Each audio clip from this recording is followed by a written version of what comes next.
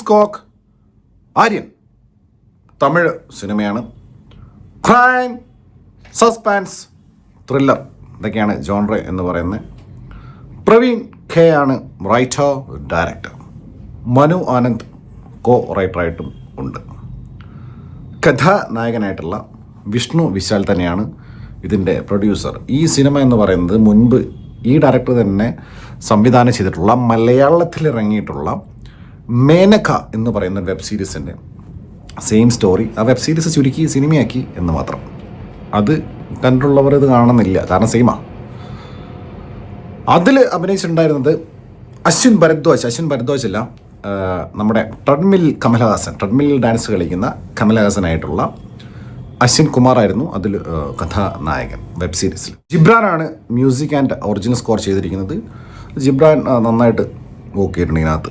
ഇതിലെ ത്രില്ലിങ് സാധനം, ആ ഒരു ടെമ്പറമെൻറ്റ് കാത്തു സൂക്ഷിച്ചുകൊണ്ടാണ് അദ്ദേഹം ഇതിൽ ഒറിജിനൽ സ്കോർ ചെയ്തിരിക്കുന്നത്. പാട്ട് കാര്യമായിട്ടൊന്നുമില്ല, ഒരു പാട്ടം കണ്ടേ ഉള്ളൂ. DOP Harish Kannan, editor San Lokesh. Technically ഇത് അത്ര ഒരു ബാഡ് ഫിലിം അല്ല. Technically not that much top notes അങ്ങനെയൊന്നുമല്ല. പക്ഷേ ഈ ഒരു ജോൺറയ്ക്ക് വേണ്ട പരിപാടികളും പ്രത്യേകിച്ചും കുറേ സീൻസൊക്കെ നന്നായിട്ട് തന്നെ നോക്കിയിട്ടുണ്ട്. സിനിമ ആരംഭിക്കുന്നത് ഒരു ടെലിവിഷനിൽ നടക്കുന്ന ഒരു talk show, live talk show. അവിടെയാണ് സംഭവ വികാസങ്ങൾ അരങ്ങേറുന്നത്. ഭൂലോക സൈക്കോ ആയിട്ടുള്ള നമ്മുടെ കെ സെൽവരാഘവൻ, അദ്ദേഹം സൈക്കോ എന്നല്ല, അദ്ദേഹം മിക്ക പടങ്ങളിലും ഒരുമാതിരി എക്സെൻട്രിക് ആയിട്ട് വിയേർഡായിട്ട് ഒരു out of the box characters ചെയ്യുന്ന ആളാണ്. അദ്ദേഹത്തിൻ്റെ സിനിമകൾ അങ്ങനെയാണ്, അദ്ദേഹം ചെയ്യുന്ന ക്യാരക്ടേഴ്സും അങ്ങനെയാണ്. ഇതിലതുപോലെ തന്നെ ഇദ്ദേഹമാണ് കില്ലർ. ഇദ്ദേഹം ഒരു ഫെയിൽഡ് റൈറ്ററാണ്. ഇയാൾ ഭയങ്കര റൈറ്ററാണ്, പക്ഷേ ഇയാൾ ഫെയിൽഡ് ആണെന്ന് ഇയാൾ തന്നെ പറയുന്നു. അപ്പോൾ അവിടെയാണ് സിനിമയുടെ തുടക്കം. ഈ സിനിമയുടെ സസ്പെൻസ് എന്ന് പറയുന്നത് കില്ലറെ കണ്ടുപിടിക്കുക എന്നുള്ളതല്ല, കില്ലർ ആരാണെന്ന് ഓൾറെഡി നമുക്ക് തുടക്കം മുതൽ തന്നെ നമ്മളെ കാണിച്ചു തരും. സെൽവരാഘവനാണ് കില്ലർ.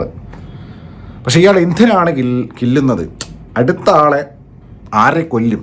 അപ്പോൾ ഈ സിനിമയുടെ ടൈറ്റിൽ കണ്ടോ, ആര്യൻ. അപ്പോൾ AARAYAN. അപ്പോൾ ഈ ഒരു ആൽഫബറ്റിൽ സ്റ്റാർട്ട് ചെയ്യുന്ന നെയിംസിലുള്ള ആളുകളെ അയാൾ കൊല്ലുന്നത്. അപ്പോൾ ഇയാളിങ്ങനെ കൊല്ലുന്നത് എന്തിനാണെന്ന് അറിയാൻ വേണ്ടിയിട്ടുള്ള സസ്പെൻസാണ് ഈ സിനിമയുടെ മെയിൻ പരിപാടി എന്ന് പറയുന്നത്.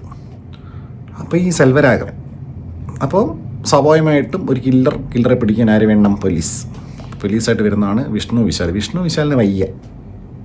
അദ്ദേഹം ബാച്ചസനിലൊക്കെ നമ്മൾ കണ്ടിട്ടില്ല, ജ്വാലാകുട്ടിയുടെ ഹസ്ബൻഡ്. പുള്ളിയാണ് പ്രൊഡ്യൂസ് ചെയ്തിരിക്കുന്നത്. എന്തോ ആവേശംകാരി പ്രൊഡ്യൂസ് ചെയ്താന്ന് തോന്നുന്നു. മറ്റേ ഷോർട്ട് ഫിലിമല്ല, വെബ് സീരീസ് കണ്ടിട്ട് മേനക. പക്ഷെ പുള്ളി സ്വയം ഹീറോ ആണെന്നൊക്കെ പുള്ളി വിചാരിക്കുന്നത്. പുള്ളിയുടെ ഇൻട്രോ ഒക്കെ ഭയങ്കര ഫൈറ്റൊക്കെ, ഇടയ്ക്ക് ഫൈറ്റ്, പിന്നെ ഓവർ മസിൽ പിടുത്തം. പുള്ളി കാര്യമായിട്ട് വർക്കൗട്ടൊക്കെ ചെയ്തിട്ടുണ്ട്. അപ്പോൾ അതുകൊണ്ട് ഇങ്ങനെ യൂണിഫോമൊക്കെ ഇട്ട് ഇങ്ങനെ ഭയങ്കര ഒരു മസിൽ പിടുത്ത ഒരു സുഖമില്ല, ആക്ടിങ് ഒരു സുഖമില്ല. പിന്നെ ഒരു ബ്രോക്കൺ ഫാമിലിയുള്ള ഒരു പോലീസ് ഓഫീസർ, എത്രയോ ഇതിൽ പോലീസ് ഓഫീസറാണെങ്കിൽ ബ്രോക്കൺ ഫാമിലി, അല്ലെങ്കിൽ ഒന്നില്ലെങ്കിൽ ഡിവോഴ്സി, അല്ലെങ്കിൽ ബ്രേക്കപ്പ് ആയത്, അങ്ങനെയൊക്കെ വെച്ചിട്ട് പിന്നെ ചെറിയ ഫ്ലാഷ് ബാക്കും പരിപാടിയൊക്കെ. മാനസ ചൗധരിയാണ് അദ്ദേഹത്തിൻ്റെ ആ പേരായിട്ട് അഭിനയിച്ചിരിക്കുന്നത്. പിന്നെ ശ്രദ്ധ ശ്രീനാഥ് ഉണ്ട്.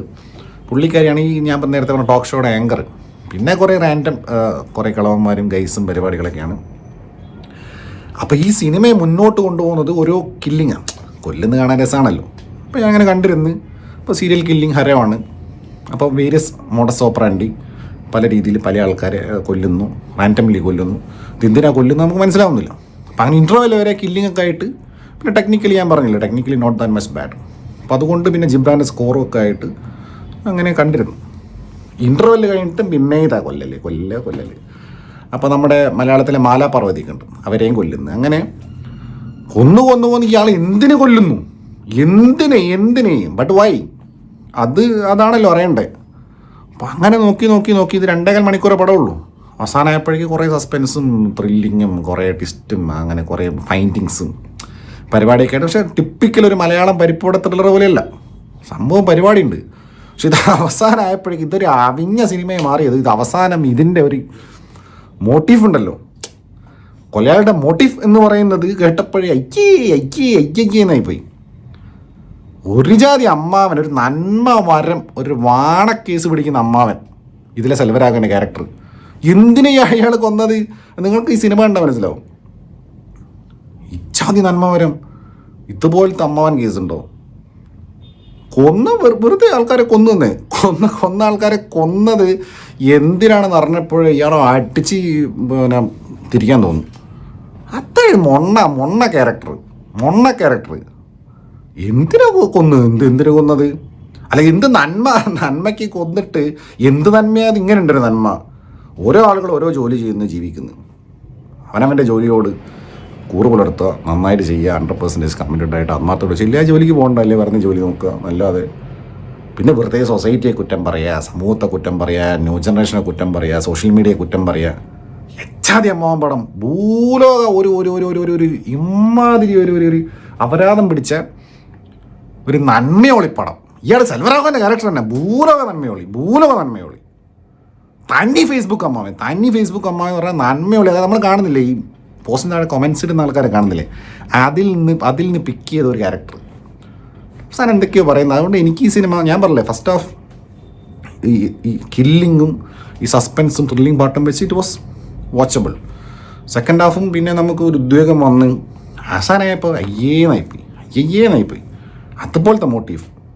അപ്പം അങ്ങനെ ഒരു അവിഞ്ഞ സിനിമയായിട്ടാണ്, ഒരു തിയേറ്റർ വൺ ടൈം വാച്ചായിട്ട് പോലും എനിക്ക് ഈ സിനിമ കണ്ട് കഴിഞ്ഞതിന് ശേഷം ഫീൽ ചെയ്തിട്ടില്ല.